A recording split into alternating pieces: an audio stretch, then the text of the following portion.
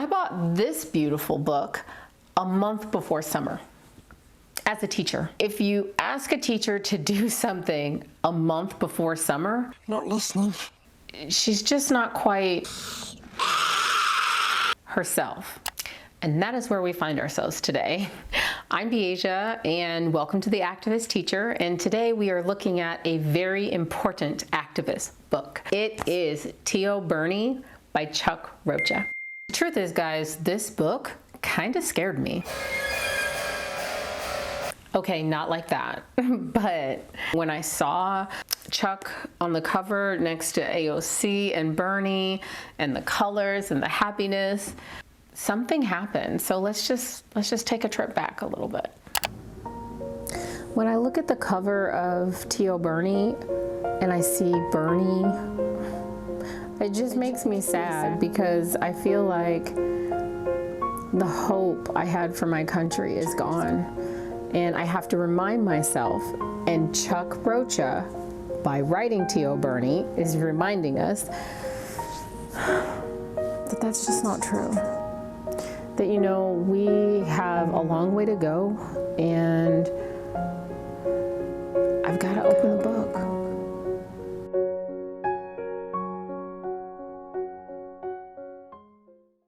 I've gotten off track, sorry. So if you were like me after the election and you could barely see an image of Bernie or hear Chuck Rocha's name without becoming a little emotionally unstable, I think this book is going to be for you, because what Chuck has done is he has really given us a roadmap into activism from here on out. And it's really 21st century activism. So if you're a person who wants to help communities, you need to have this under your belt, right? You need to be able to check this off. So I don't normally read introductions, right? I just open the book, I want to turn to chapter 1, and I'm ready to go. But there are a couple of things in the introduction that I did read that are worth mentioning. So first, I'm going to read you a quick snippet because I want you to get like a flavor for what's going on in there, and then we'll talk.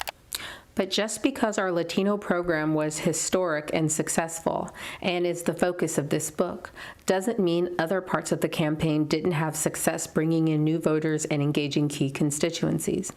There was lots of amazing work done, and I want to highlight one area where I think not enough credit is given, and that's to the work done by two incredible Black women on the campaign, Senator Nina Turner and National Press Secretary Brianna Joy Gray. This is a beautiful man, guys, inside and out, right? The book, big, huge words, Tio Bernie. Big, huge words, Chuck Rocha. How does he start the book? By giving credit where credit is due. Like, that just tells you something about him right off the bat. If you spend the first 2 pages of a 4-page intro talking about other people and what they did to help get everybody there, not arrogant, not egotistical, not focused on self-gratitude, focused on actually making sure that everybody gets the respect they deserve. And if you started from the bottom, like Chuck did, if you started from the bottom, then you understand that you didn't get to the top by yourself. So don't try to claim you did. I just love it. I just love it. So the second thing you get in the intro is this awesome peek into the mechanisms of Chuck's brain. He tells this story about something that happened during the Nevada caucuses about 2 or 3 days before. Wait, let me check.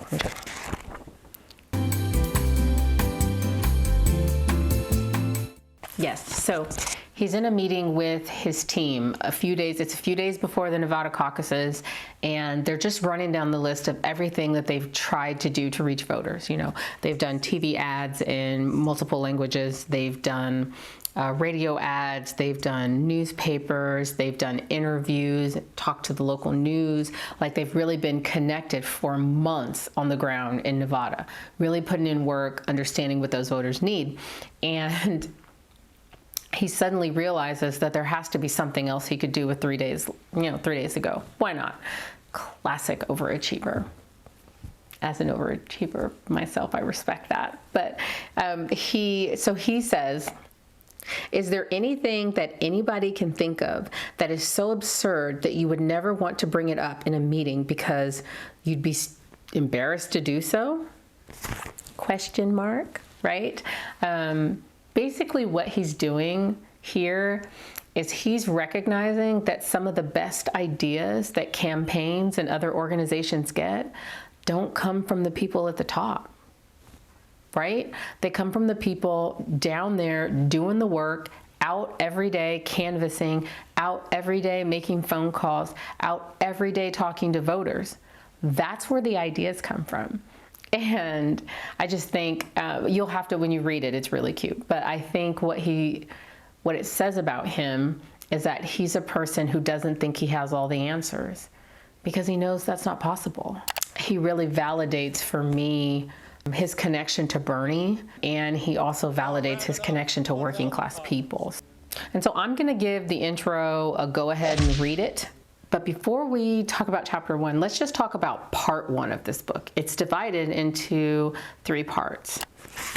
Yeah, I was right. So it's divided into 3 parts. And part 1 is called The Making of a Redneck. Part 1 is called Making of the Mexican Redneck. And I get these images in my head with that, but just let that sit with you for a second.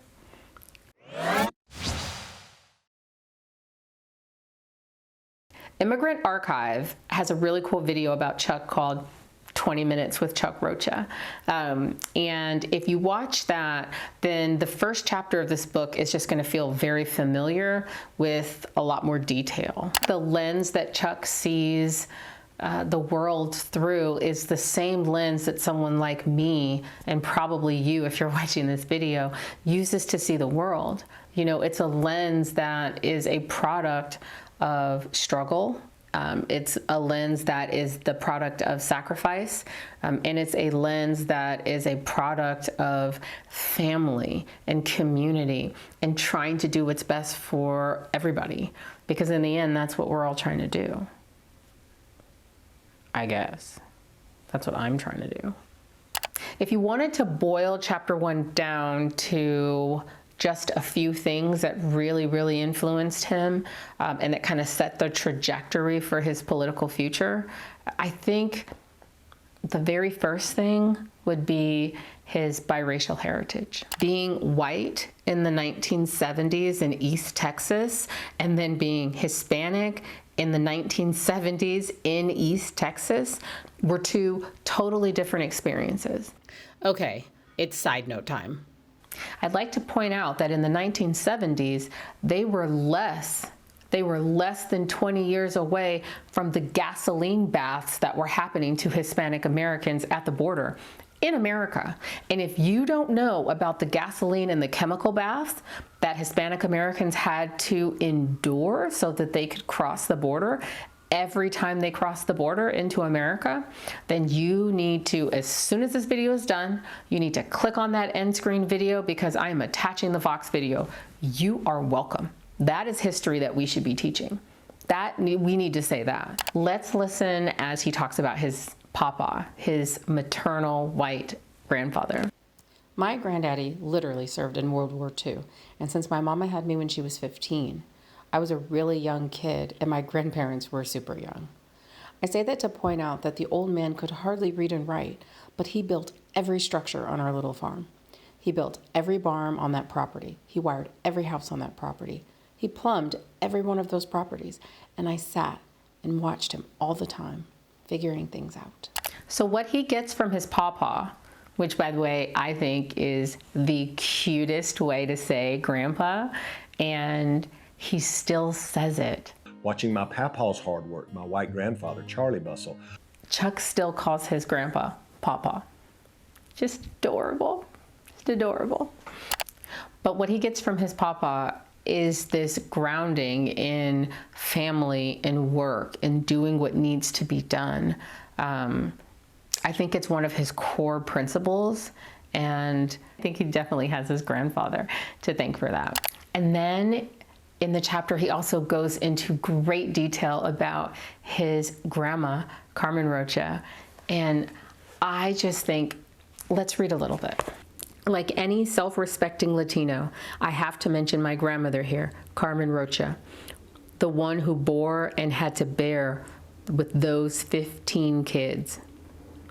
Never in my life did I go into Abuela's house when the smell of something cooking wasn't tantalizing you the moment you walked in. Since she was always cooking, she always wore a cooking apron. So that's what I remember as a little boy, tugging on her dress, her holding a phone under one arm or her shoulder against her ear, a grandbaby in one arm, and she literally making tortillas on a hot plate, all at the same time. And so another way that Chuck is so fortunate in those early childhood influences is that he has strength on both sides, right? He's got his mom who worked 2, most of the time 3 jobs after his father left the picture so that him and his sister could have all the stuff they needed. And then he's got Abuela Rocha, right? And not only her strength, but her commitment to family, her commitment to doing what needs to be done. Like, you get this awesome connection because I remember being pregnant, holding a baby, trying to cook, managing the house. Grandma Rocha, she just does it like smooth sailing. 15 kids. I personally really struggle with 2. I obviously don't have Grandma Rocha's commitment because I might not have been able to do it. So another thing that really influenced Chuck when he was younger was the fact that his family was working class. When I see Chuck on campaign images, when I remind myself of his dedication to the Latino community, this book really reminds me that that's not just something he's doing as a politician. And the last thing we really get out of chapter 1 is something that happens towards the end of the chapter. And I'm not giving anything away, but there's this phrase that just, the moment I heard it, I realized, yeah, he says in there, you know, activists aren't born. Activists are made.